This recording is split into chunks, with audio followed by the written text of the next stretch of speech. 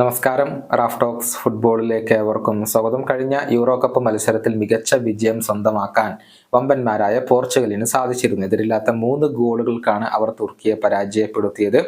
Super താരം Cristiano Ronaldo മത്സരത്തിന്റെ മുഴുവൻ സമയവും കളിച്ചിരുന്നു. ഒരു അസിസ്റ്റ് അദ്ദേഹം മത്സരത്തിൽ സ്വന്തമാക്കുകയും ചെയ്തിട്ടുണ്ട്. എന്നാൽ ഈ മത്സരത്തിനിടയിൽ ഏറ്റവും കൂടുതൽ പ്രതിസന്ധി സൃഷ്ടിച്ചത് കളിക്കളം കയ്യേറിയ ആരാധകർ തന്നെയാണ്. 6ഓളം വരുന്ന ആരാധകരാണ് പല സമയങ്ങളിലായിക്കൊണ്ട് കളിക്കളത്തിലേക്ക് അതിക്രമിച്ച് കയറിയത്.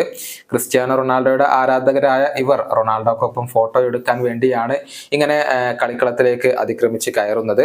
ആദ്യം വന്ന ആ പയ്യന് ക്രിസ്ത്യാനോ റൊണാൾഡോ ഒരു സെൽഫി നൽകുകയായിരുന്നു, അനുമതി നൽകുകയായിരുന്നു. ഇതോടെ കൂടുതൽ പേർ കളിക്കളം കയ്യേറുകയാണ് ചെയ്തത്. ഇത് പിന്നീട് വലിയ രൂപത്തിൽ വിവാദമാവുകയും ചെയ്തു. മത്സരത്തിന്റെ അവസാനത്തിലും ഒരുപാട് ആരാധകർ റൊണാൾഡോക്ക് നേരെ പാഞ്ഞെടുത്തിരുന്നു.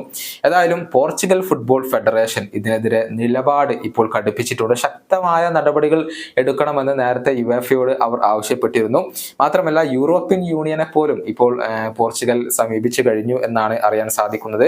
ക്രിസ്ത്യാനോ റൊണാൾഡോയുടെയും അതുപോലെ തന്നെ മറ്റു പോർച്ചുഗീസ് താരങ്ങളുടെയും സുരക്ഷ ഒരു വലിയ പ്രശ്നമായിക്കൊണ്ട് നിലകൊള്ളുകയാണ്. അതുകൊണ്ട് തന്നെ കടുത്ത നടപടി സ്വീകരിക്കുമെന്ന് യുവേഫ ഇപ്പോൾ അറിയിച്ചു കഴിഞ്ഞിട്ടുണ്ട്.